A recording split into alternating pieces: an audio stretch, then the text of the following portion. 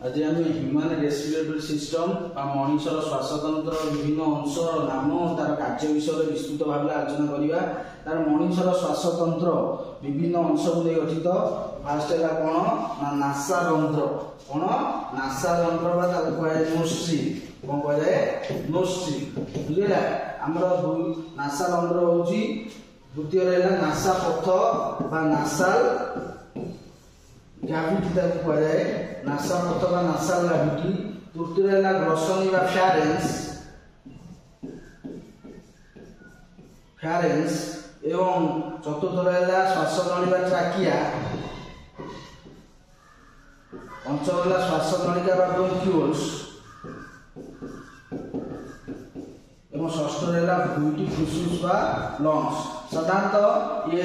मनुष्यर श्वासतंत्र विभिन्न अंश। फास्ट है नोस्ट्रिल नासारंध्र, द्वितीय रहा नासापथ बा तृतीय रहा ग्रसनी बा फ्यारेंस, चतुर्थ रहा आमर श्वासनली बा ट्राकिया एवं यहाँ कौन ना ब्रोंकियोल्स। ट्राकिया दुई भाग विभक्त होती। ये बाम फुसफुस को जाइए दक्षिण फुसफुस जाइए।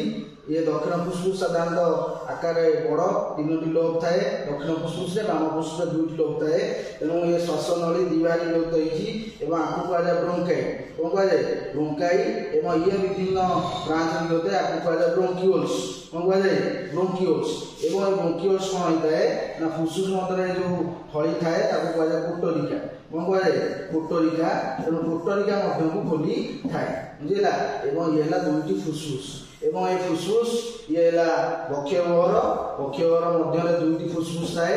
बक्षगहर आम कहे थोरासिक ग्राविटी। कौन कहे थोरासिक ग्राविटी। बुझेगा तेणु बक्षगहर मध्य दुईटी फुसफुस थाए। ये उदर गहर। ये कौन उदर गहर। बक्षगहर उदर मध्य पृथक करे किए ना मध्यछदा। यहाँ मध्यछदा। कौन एटा मध्यछदा डायफ्राम कहे। तेणु मध्यछदा कौन करे ना बक्षगहर उदर गहर को अलग करे। तेणु ये मनुष्यर श्वासतंत्र विभिन्न अंश। ये मनुष्यर श्वासतंत्र विभिन्न अंश ये 3 मार्किया क्वेश्चन पड़ो। से तुम मिनिमम 5टी लेवलिंग कर 5टा लेवलिंग एवं चित्रटी कर भाव 3 मार्क पाइब। बुझेगा आम प्रत्येक विभिन्न अंशर विभिन्न कार्य एवं गठन विषय में आलोचना करिया विस्तृत भाव। फास्ट है नोस्ट्रिल। कौन नोस्ट्रिल नासारंध्र बा नोस्ट्रिल। नासारंध्र बा नोस्ट्रिल। नोस्ट्रिल पाटी ऊपर आमर नासारंध्र बा नाकपुड़ा रही। दुईटी नाकपुड़ा रही। यहाँ कौन यहाँ पाटी यहाँ कौन पाटी। पाटी ऊपर कौन रही दुईटी नाकपुड़ा रही। बुझेगा यहीटार ही श्वासपथ आरंभ होता है। कौन होता है यहीटार ही श्वासपथ आरंभ होता है। एवं नाकपुड़ा कौन तैयारी उपास्थि कौन तैयारी उपास्थि गोटे कार्टिलेज। कौन करे कार्टिलेज बोन तैयारी कौन तैयारी कार्टिलेज तैयारी। तेणु ये नासारंध्र काम कौन ना बाहर वायु नासारंध्र दे आमर कौन हुए ना नासापथ दे फुसफुस मध्य प्रवेश करें। तेणु बाहर वायु को धरी रखा ग्रहण करने आमर नाकरे दुईटी नासारंध्र थाए। कौन थाए दुईटी नासारंध्र रही थाए। बुझेगा जी बाहर वायु ग्रहण करता है। कौन करता है बाहर वायु ग्रहण करता है। एवं नासारंध्र आमर उपास्थि कार्टिलेज या बुझेगा कौन या कार्टिलेज या कौन ना नासापथ। कौन आसला नासापथ। नासापथ बा नासाल ग्राविटी कहुए। नासापथ कौन होता है ना नासारंध्र दे जितेबाला वायु नासापथ मध्य को प्रवेश करते कौन होता है ना यही नासापथ पछकू रही है ग्रसनी। कौन रही है ग्रसनी बा फ्यारेंस थाए। तेणु बाहर जिते वायु नासारंध्र दे नासापथ मध्य को प्रवेश करे से नासापथ दुई भाग विभक्त होती गोटे पार्टीशन द्वारा। आपको कहुए नासाल सेप्टम। कौन कहुए नासापट। कौन कहुए नासापट बा नासाल सेप्टम। ये नासाल सेप्टम कौन करुँच ना ये जो 2टा चाम्बर विभक्त कर नासाल चैम्बर को दुईटा पार्टीशन विभक्त कर नासाल सेप्टम कहुए से उपास्थि उपास्थि तेणु ये नासा रंध्र दे जो बाहर वायु नासा पथ मध्य प्रवेश करे से नासा बाहर वायु कौन थाए ना धूलिकणा थाए कौन थाए धूलिकणा थाए विभिन्न जीवाणु था धूलिकणा था तेणु एगुड़िक सब नासा पथ मध्य प्रवेश करए से नासा पथर भीतर आवरण में कौन थाए ना शैषिक झिल्ली थाए कौन थाए ना शैषिक झिल्ली बुझेगा ये शैषिक झिल्ली म्यूकस मेम्ब्रेन थाए कौन थाए म्यूकस मेम्ब्रेन से म्यूकस मेम्ब्रेन साधारणतः म्यूकस कर्म होता है तेणु उदाड़िया थाए तेणु ये नासा पथ भितर जो बाहर वायु प्रवेश करे से म्यूकस मेम्ब्रेन रे से जो धूलिकणा गुड़िक सब लागी जाए कौन होता धूलिकणा गुड़ लगे कहीं आमर ये बाहर वायु जो धूलिकणा अच्छी जीवाणु अच्छा सब जदि फुसफुस प्रवेश करेंगे तार फुसफुस आम क्षति हम तेणु जहाँफल ये कौन हुए ना नासाल चैम्बर आमर एयर फिल्ट्रेशन हुए कौन हुए एयर फिल्ट्रेशन वायु छणा हुए तेणु कौन हुए वायु छणा हुए तेणु आपको एयर फिल्ट्रेशन चैम्बर कहुए कौन कहुए नासा पथ को आम कौन कहुए एयर फिल्ट्रेशन चैम्बर कहुए जहाँ फल बाहर वायु धूलिकणा गुड़िक नासा पथर सब म्यूकस झिल्ली जो मेम्ब्रेन रे सब लगी जाती तेणु वायु परिष्कार हुए परिष्कार वायु कौन हुए ना ग्रसनी माध्यम श्वासनली और श्वासनलिका दे फुसफुस मध्य को प्रवेश कर बुझेगा तेणु ये नासा जो पथ को आमर एयर फिल्ट्रेशन चैम्बर कहुए आसला आम कौन ना ग्रसनी कौन आसला ना ग्रसनी फ्यारेंस फ्यारेंस बुझेगा नासा पथर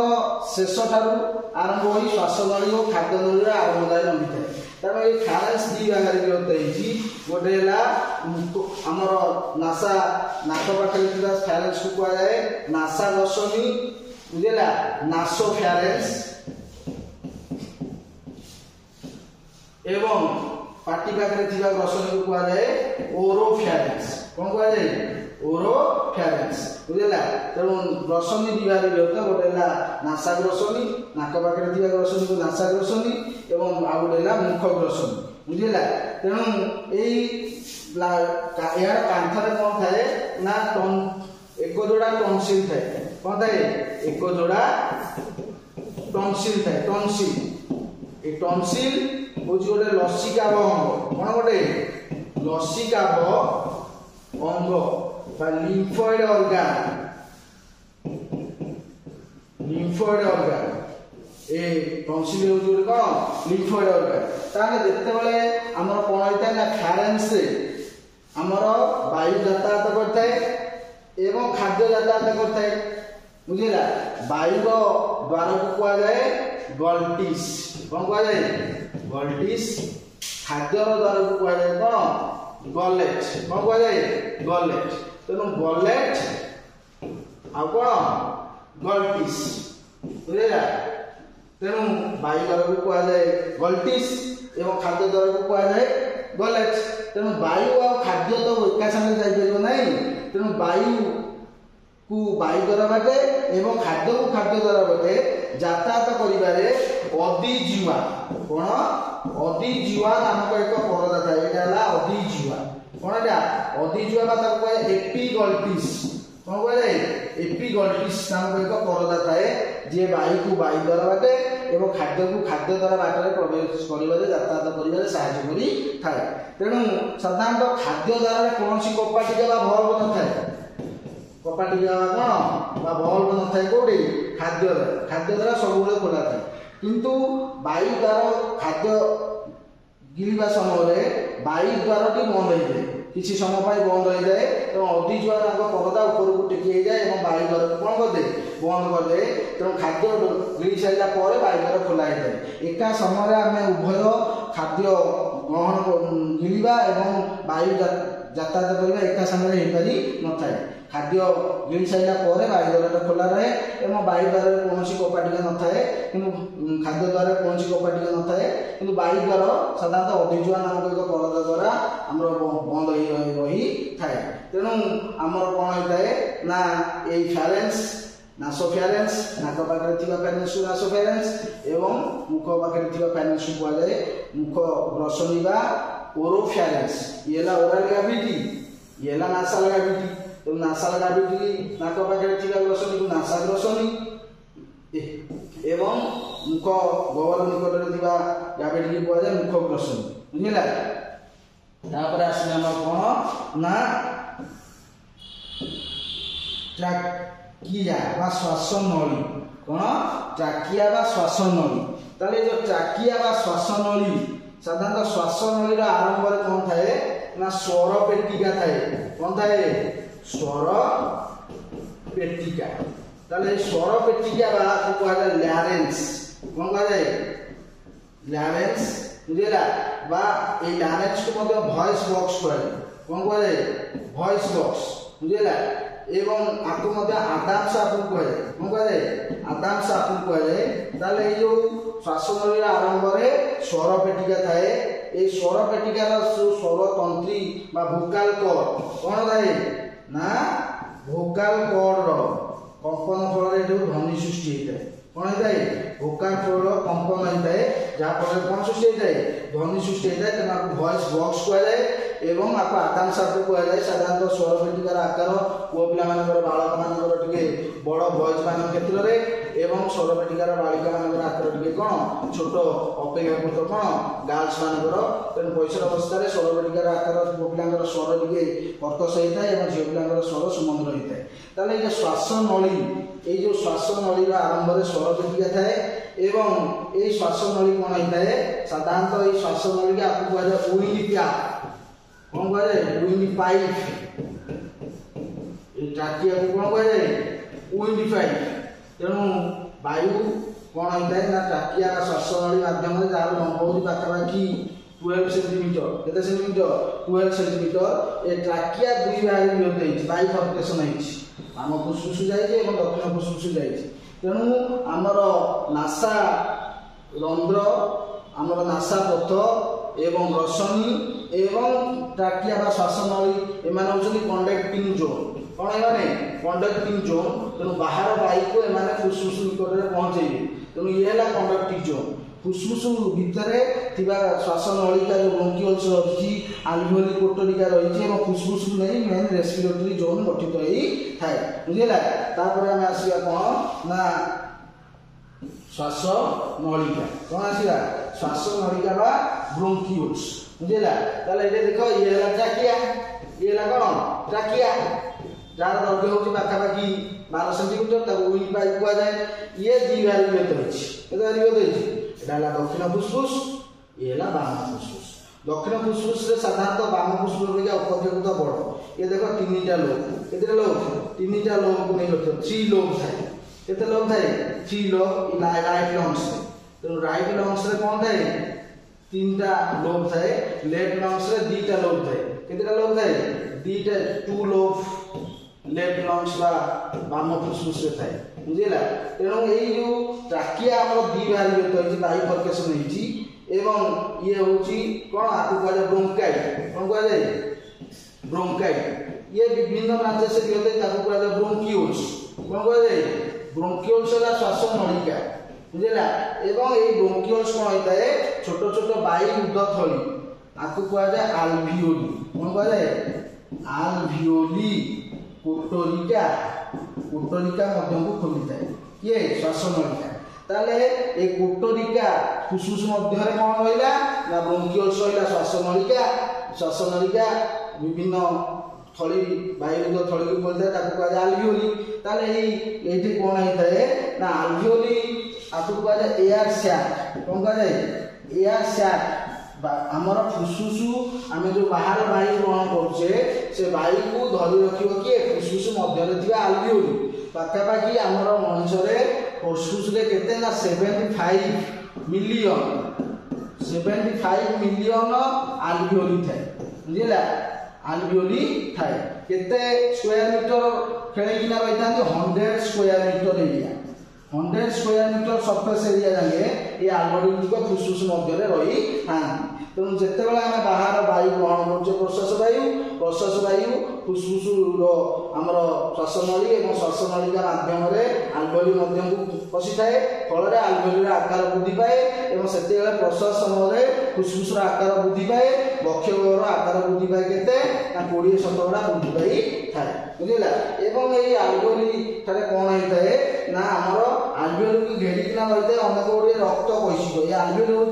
थीन आमर मस्कुलार आमर गोटे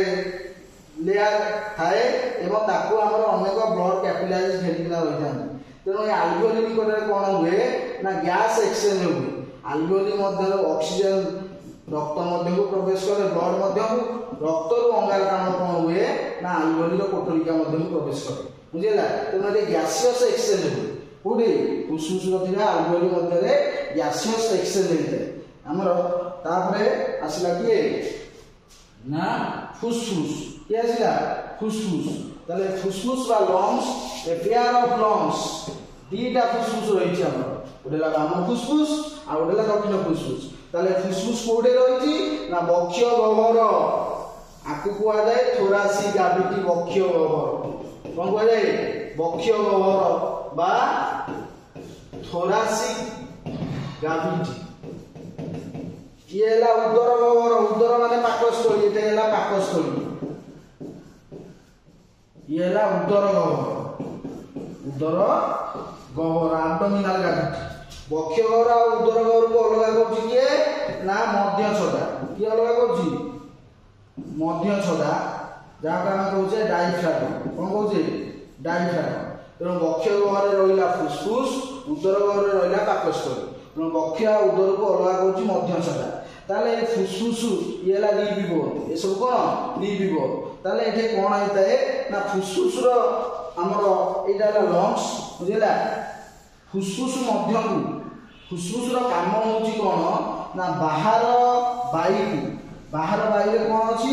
ऑक्सीजन अछि बाहर वायु को हमर रक्त मध्य को अम्लजान को रक्त मध्य को प्रवेश करैबा एवं रक्त रो अंगारकाम्ल को पुणी फुसफुस द्वारा बाहर करबा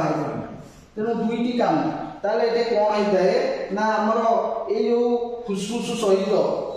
दुईटी रक्त वाहिनी संयोग होता है आमर हृत्पिंड को जहाँ द्वारा रक्त आसे ताकू कह जाए शिरा बा भेन हृत्पिंड रु जहाँ द्वारा रक्त जाए ताकू कह जाए कौन धमनी ताले एटे कौन हुए ना मनुष्यर हृत्पिंड 4 प्रकोष्ठ विशिष्ट दुईटी अलिंद दुईटी निलय दक्षिण अलिंद दक्षिण निलय बाम अलिंद बाम निलय दक्षिण अलिंद एवं दक्षिण निलय मध्य अंगारकाम्ल युक्त रक्त बाम अलिंद बाम निलय मध्य अम्लजान युक्त रक्त तेणु कौन हुए ना जो हृत्पिंडर दक्षिण अलिंद अंगारकाम्ल युक्त रक्त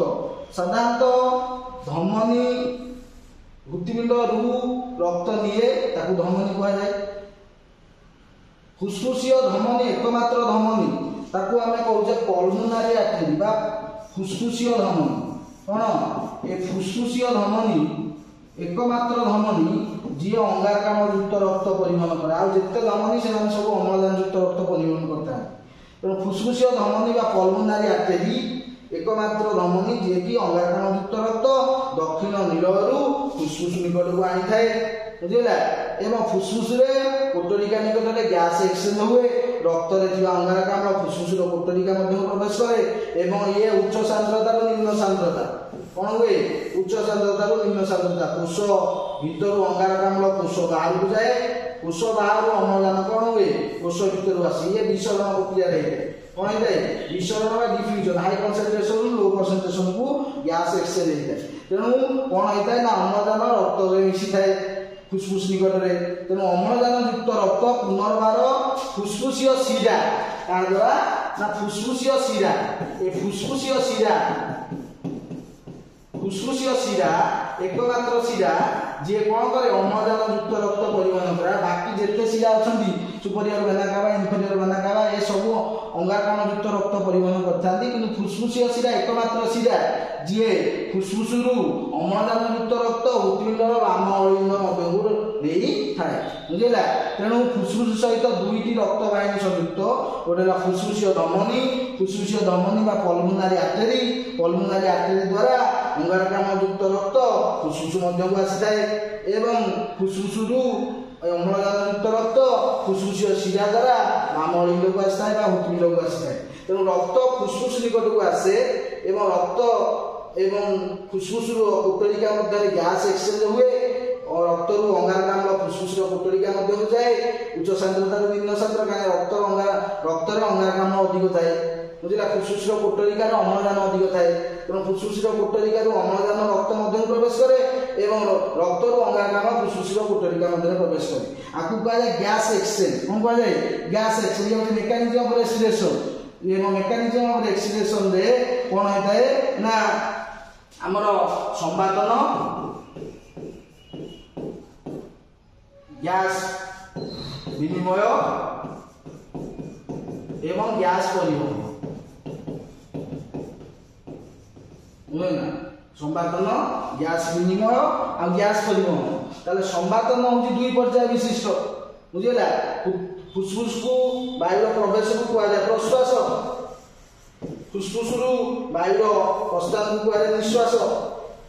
ବୁଝିଲା। ତେଣୁ ବାହାରରେ ଯେଉଁ ବାୟୁରେ ଅମ୍ଳଜାନ ଅଛି 21%, ତେଣୁ ବାହାର ବାୟୁର ଅମ୍ଳଜାନ ଫୁସଫୁସ ମଧ୍ୟକୁ ଆସିଥାଏ ନାସାରନ୍ଧ୍ର ଦେଇ, ନାସାପଥ ଦେଇ ଆମର ଗ୍ରସନୀ ଶ୍ୱାସନଳିକା ଦେଇ ଆଲଭେଓଲି ନିକଟକୁ ଆସିଥାଏ ଏବଂ ସେହି ସମୟରେ ଫୁସଫୁସର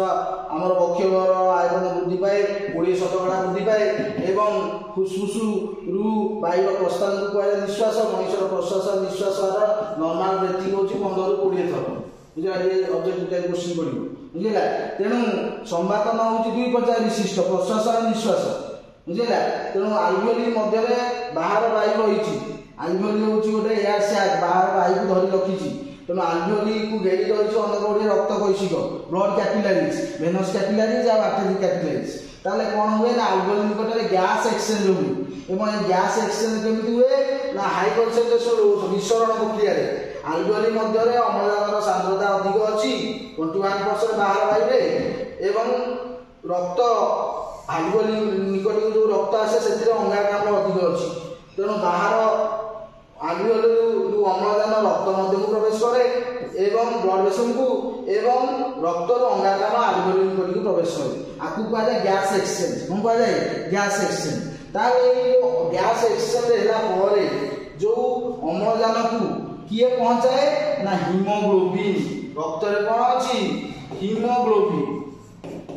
এই হিমোগ্লোবিন রক্তরে থিবারু রক্তর বর্ণ লাল, রক্তর বর্ণ সেইপাই লাল, বুঝিলা। তাহলে এই হিমোগ্লোবিন কোন করে না মুখ্যতঃ রক্তরে থাকে RBC red blood corpuscles haemoglobin. In case of male 14 ରୁ 15 গ্রাম হিমোগ্লোবিন থাকে। ইন কেস অফ ফিমেল 12 ରୁ 13 গ্রাম হিমোগ্লোবিন ফিমেল রে থাকে। তেଣୁ ରକ୍ତରେ 100 ml ବ୍ଲଡ୍ ରେ 15 ଗ୍ରାମ ହିମୋଗ୍ଲୋବିନ୍ ଥାଏ in case of mail, 100 ml blood ରେ 13 ଗ୍ରାମ ହିମୋଗ୍ଲୋବିନ୍ ଥାଏ ଇନ୍ କେସ୍ ଅଫ୍ ଫିମେଲ୍। ତାହେଲେ ରକ୍ତରେ ହିମୋଗ୍ଲୋବିନ୍ ଥାଏ। ତାହେଲେ ହିମୋଗ୍ଲୋବିନ୍ କ'ଣ କରେ ନା ଆମର ଅମ୍ଳଜାନକୁ ଗୋଟିଏ molecule of haemoglobin Hb4 plus 4O2 ଚାରିଟା ଅମ୍ଳଜାନ ଅଣୁକୁ ଧରି ରଖେ ଏବଂ କୋଉଥିରେ ପହଞ୍ଚେ ନା ଅକ୍ସି ହିମୋଗ୍ଲୋବିନ୍ Hb4O8 ये है ऑक्सी हिमोग्लोबिन। तेणु ऑक्सी हिमोग्लोबिन जरिए कौन ना ऑक्सी हिमोग्लोबिन ऑक्सी हिमोग्लोबिन जरिए कौन हुए ना अम्लजान कोष निकट में पहुंचे। ताले कोष निकट में कौन हुए देख ना कोष निकट में आमर कोष निकट में ऑक्सी हिमोग्लोबिन जरिए अम्लजान आसी कोष निकट में पहुंचला। कोष निकट में ऑक्सी हिमोग्लोबिन भागी ऑक्सीजन अलग हिमोग्लोबिन अलग ताले आलभेओली जो रक्त आसला कोष निकटक से अम्लजान अधिक अच्छी तेणु उच्च सांद्रतार निम्न सांद्रता कोष मध्य को अम्लजान प्रवेश कला। कोष भितर जो कोषीय श्वसन अंगारकाम्ल बाहर से अंगारकाम्ल अधिक अच्छी तेणु उच्च सांद्रतार निम्न सांद्रता कोष भितर बाहर को अंगारकाम्ल आसला एवं ये अंगारकाम्ल को हिमोग्लोबिन परिवहन करे कार्बोक्सी हिमोग्लोबिन। कौन कहुए कार्बोक्सी हिमोग्लोबिन बुझिला जेतेबेले ऑक्सीजन को धरि रखिबो ताकू कहै ऑक्सी हीमोग्लोबिन कार्बन डाइऑक्साइड धरि रखले कार्बोक्सी हीमोग्लोबिन ताले उभय अम्लजान अंगारकाम्ल परिवहन करिवारे हीमोग्लोबिन मुख्य भूमिका रहिछि तो कार्बोक्सी हीमोग्लोबिन जरिया रे अंगारकाम्ल युक्त रक्त हमर कोन हुए ना अंगारकाम्ल कोष भीतर रक्त मध्य को आसी जाए एवं कार्बोक्सी हीमोग्लोबिन जरिया रे अंगारकाम्ल युक्त रक्त फुसफुस निकट को आसे हला फुसफुस निकट रे गैस एक्सचेंज होई जाए एवं रक्त रे फुसफुस कोटरिका रु अम्लजान प्रवेश कर रक्त मध्य को ब्लड रु अंगारकाम्ल प्रवेश कोटरिका मध्य को एवं हमर निश्वास वायु रे बाहर को बाहर जाई थाए ताले एठे कोन हुए ना 100 ml ब्लड रे 20 ml ऑक्सीजन है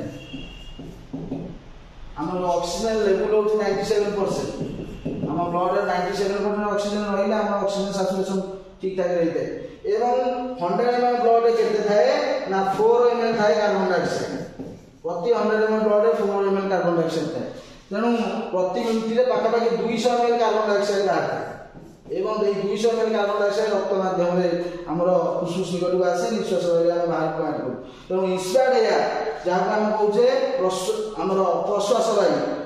वायु रे 21% अछि ऑक्सीजन एवं निश्वास वायु रे कोन है अंगारकाम्ल अधिक अछि 0.03% पाखापाखि बाहर वायु रे 0.03% अंगारकाम्ल अछि जो वायु को हम ग्रहण कले किंतु जो कोशीय श्वसन जो अंगारकाम्ल आइला से ए जो जहाँ को हमें बाहर निश्वास वायु से अंगारकाम्ल बढ़ी गला पाखापाखि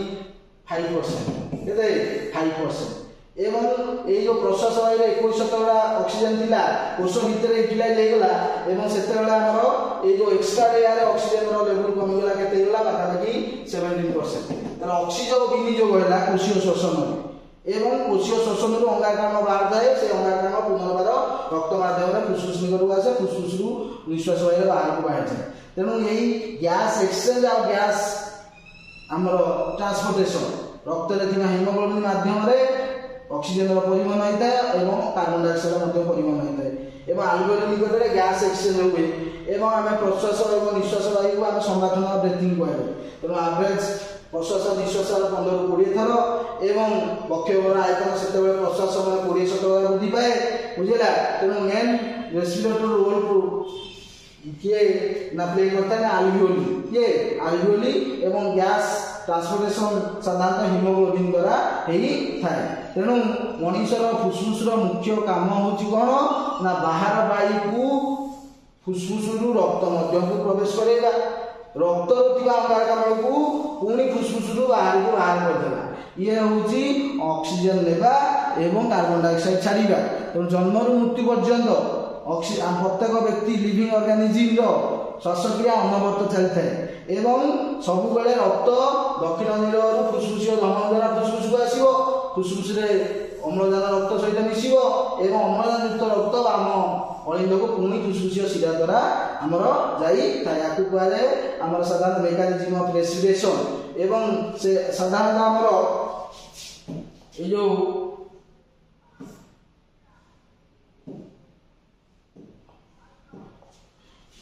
आर्की रेस्पिरेटरी ट्यूब से ये आर्की होची कोन ना amount of oxygen absorbed bye amount of carbon dioxide evolve केते अंगारकाम्ल बाहर केते अम्लजान हम नउची तो अम्लजान अंगारकाम्ल साधारणतः एटमॉस्फेरिक प्रेशर जो वायु चाप रे पार्थक्य द्वारा बाहर वायु फुसफुस मध्य प्रवेश करे फुसफुस रो पुणी बाहर को अंगारकाम्ल निर्गत होइले बुझिला तेणु आमे सर्वदा साधारणतः ये जो अम्लजान नहीं था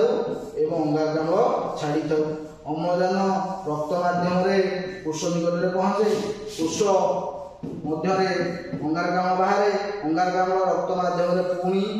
फुसफुस निकट को आसे कोडी आसे फुसफुस निकट को आसे एवं आमे पुणी से वायु को बाहर कर दे था तेणु फुसफुसिय शिरा एवं फुसफुसिय धमनी फुसफुसिय धमनी द्वारा अंगारकाम्ल युक्त रक्त फुसफुस रु हमर हृदपिंड फुसफुस जाए एवं फुसफुसिय शिरा द्वारा अम्लजान युक्त रक्त फुसफुस रु हृदपिंड को जाए उड़ी जाए हृदपिंड को जाए बुझिला एवं रक्त रे थिबा हीमोग्लोबिन द्वारा हमर ऑक्सीजन हीमोग्लोबिन जरिया रे कोष निकट में पहुंचे कोष बाहर हिमोग्लोबिन भांगी जाए ऑक्सीजन अलग हुए हिमोग्लोबिन अलग हुए कोष बाहर अम्लजान कोष भीतर को प्रवेश करे कोष भीतर अंगारकाम्ल कोष बाहर को आसे पुणी हिमोग्लोबिन कार्बोक्सी हिमोग्लोबिन जरिया आम रक्त माध्यम फुस्फुस निकट को आसी है ये है मेकानिजम ऑफ रेस्पिरेशन कि श्वसन में अम्लजान निर्गत आम ग्रहण करूँ एवं अंगारकाम्ल उत्पन्न होता है श्वसन में अंगारकाम्ल उत्पन्न ही थाए आम अम्लजान नहीं था अंगारकाम्ल छाड़ी था बुझेगा।